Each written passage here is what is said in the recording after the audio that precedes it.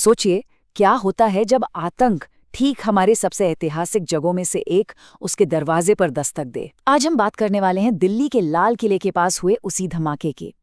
एक एक परत खोलेंगे, एक ऐसी घटना जिसने सच में पूरे देश को हिलाकर रख दिया था। तो चलिए कहानी की शुरुआत वहीं से करते हैं, उस भयानक शाम से। सोचिए, पास में ही एक चाय की दुकान है।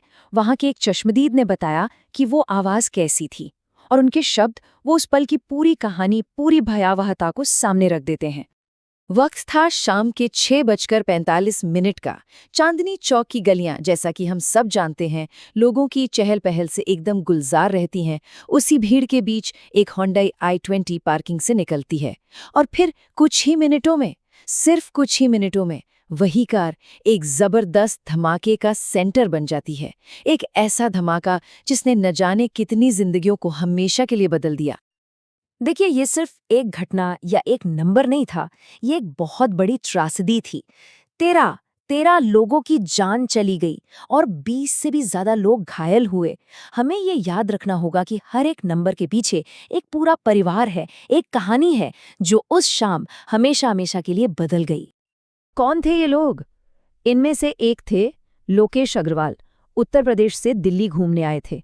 एक थे अशोक कुमार, डीटीसी बस के कंडक्टर थे, बस अपनी ड्यूटी खत्म करके घर जा रहे थे। ये सब आम लोग थे, जिनके अपने सपने थे, अपनी उम्मीदें थीं, जो उस एक शाम में छीन ली गईं। तो जैसे ही धमाके का धुआं छटा, असली काम शुरू हुआ। जवाबों की तलाश। एनआईए, एनएसजी, सारी बड़ी टीमें मौके पर पहुंच गईं और हर छोटे बड़े सुराग को खंगालना शुरू कर दिया। ये एक रेस थी, ये पता लगाने की कि आखिर ये किया किसने, और सबसे बड़ा सवाल, क्यों? और बहुत जल्दी पूरी की पूरी इन्वेस्टिगेशन एक चीज पर आकर टिक गई।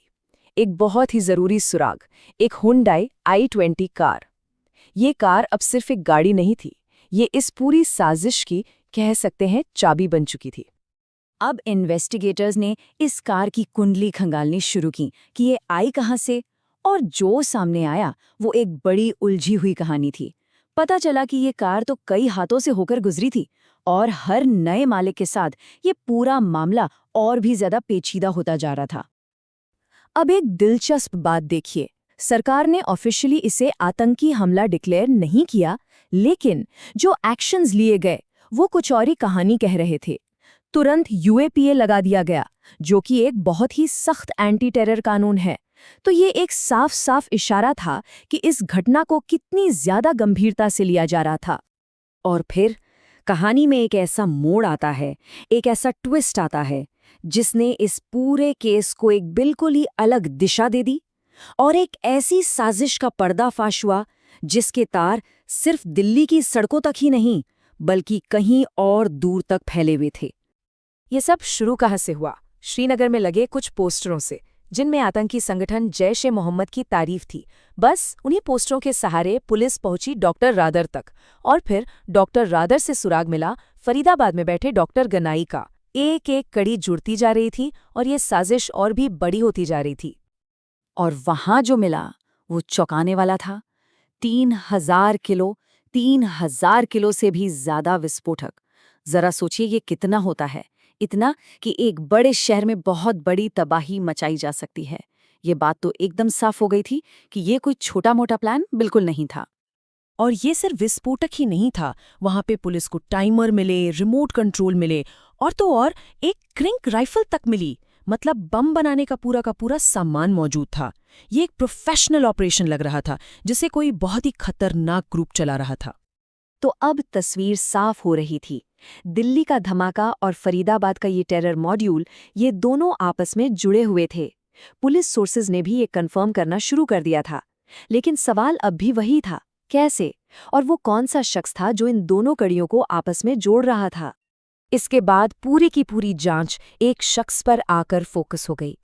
एक ऐसा आदमी जो इस पूरी साजिश के बिल्कुल सेंटर में था, और जो अब गायब था। और उस शख्स का नाम था डॉक्टर उमर नबी।